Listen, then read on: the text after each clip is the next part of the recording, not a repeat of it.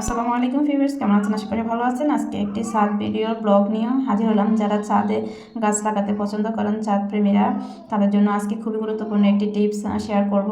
যারা ছাদে টবে বেগুন গাছ রোপণ করেন, বেগুনে প্রচুর পরিমাণ ফল আসার জন্য আপনারা ঘরের কি ব্যবহার করলে এতটা প্রচুর পরিমাণ ফল আসবে, আজকে আমি আপনাদের মাঝে শেয়ার করব। কোনো প্রকার রাসায়নিক সারের দরকার নেই বাজার থেকে, জাস্ট আপনার ব্যবহারে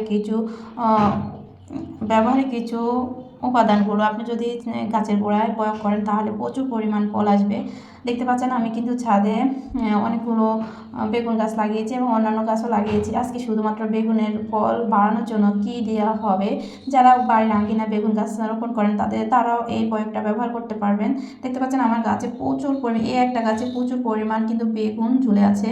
আমি বেগুন তোলার জন্য এসেছি এবং গাছের গোড়ায় কিছু পরিমাণ বাসার ওয়েস্ট, যেদিন আমি ফেলে দেওয়ার জিনিস সেগুলো ব্যবহার করব, তাই আপনাদের মাঝে শেয়ার করব। তো আপনারা আমার ভিডিওতে একটি লাইক দিয়ে দিবেন, আশা করি ভালো লাগলে শেয়ার এবং চ্যানেলটা সাবস্ক্রাইব করে দিবেন। চলুন আমি ছাদে চলে যাই। এই যে আমি ছাদে চলে যাচ্ছি।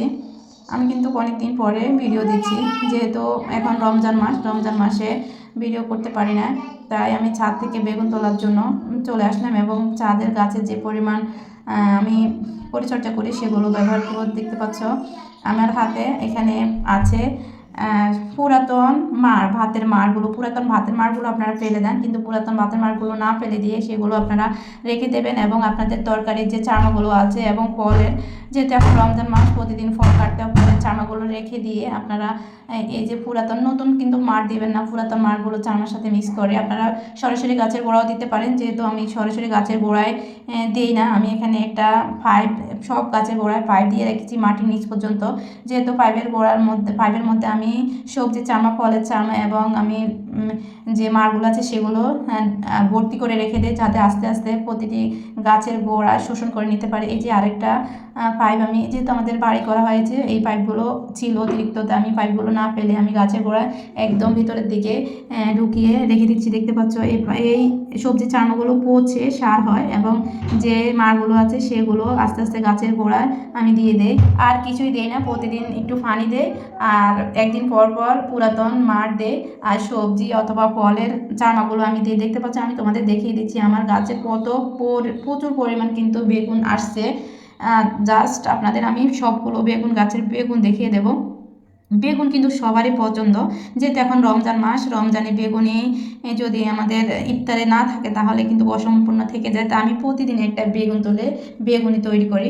এই যে আমার প্রতিদিন কিন্তু আমি বেগুনি তৈরি করি আমার গাছের বেগুন থেকে। আর আপনারা মনে রাখবেন, গাছের যে পুরাতন পাতাগুলো বড় বড় যেগুলো লালচে হয়ে গেছে এবং মানে একদম ভারী হয়ে গেছে, এক এক বেগুন পাতা যে পাতাগুলো পড়ে যাবে সেগুলো কিন্তু ভারী এবং রঙের হলদের মতো চলে আসে, চুনের মতো পড়ে যায়, সেগুলো তোমরা ছাঁটাই করে দেবে। কেননা এই অতিরিক্ত পাতাগুলো ছাঁটাই করলে গাছের যে পুষ্টিগুণ আছে সেগুলো তাড়াতাড়ি গাছ পায় এবং প্রচুর পরিমাণ ফুল ও ফল দেয়। অতিরিক্ত এবং পুরাতন তারপরে হলদে যত পাতা আছে সেগুলোকে ছেটে ফেলে দিতে হবে। যে আমি ছেটে ফেলে দিচ্ছি। প্রতিদিন আমি রান্না করার আগে আমার ছাদে উঠে বেগুন নিই এবং বেগুন গাছের পরিচর্যা করি। দেখতে পাচ্ছ একটা একটা করে সবগুলো বেগুন গাছ আমি দেখিয়ে দেবো কত সুন্দর করে বেগুন ধরে আছে। আর দ্বিতীয়ত তোমাদের আমি আরেকটা পরামর্শ দেব, তোমরা যেহেতু ডিম খাও, ডিমের চামাগুলো ফেলে দেবে না। ডিমের খোসাগুলো সুন্দর করে 2 রোদে শুকিয়ে এই সবজির চামার সাথে মিক্স করে তোমরা সরাসরি গাছ থেকে একটু দূরে মাটি সরিয়ে মাটির নিচে রেখে পানি দিলে তারপরে সেগুলো কিন্তু সার হয়। এই দেখো, উঁদুরের জন্য আমি কিছুই করতে পারি না ছাদে, উঁদুরে একটা বেগুনকে পুরোপুরি খেয়ে ফেলেছে। বেগুনগুলো যে বড় করে আমি খাবো কিন্তু তার কোনো আমি পাই না, সুযোগ পাই না এই উঁদুরের জন্য। আমি তোমাদের দেখিয়ে দিচ্ছি আমার ছাদে সবগুলো টপে আমার ছাদে প্রচুর বেগুন হয়েছে, শুধুমাত্র আমি ভাতের মাড় তারপরে সবজির ছানা ফলের ছানা দেওয়ার কারণে। এই যে আমার ছেলে আমার সাথে সবসময় কাজ করবে। এই যে আমি টমেটো গাছও রোপণ করেছি, কত সুন্দর সবগুলো গাছে টমেটো হয়ে আছে এবং টমেটো ফাঁকা শুরু করছে। এই যে দেখতে পাচ্ছ আমি বেগুন গাছের ফাঁকে ফাঁকে টমেটো গাছ লাগিয়েছি, করলা গাছ লাগিয়েছি, তারপরে লাড়িয়েছি আছে না বরবটির মতো, ওগুলো লাগিয়েছি।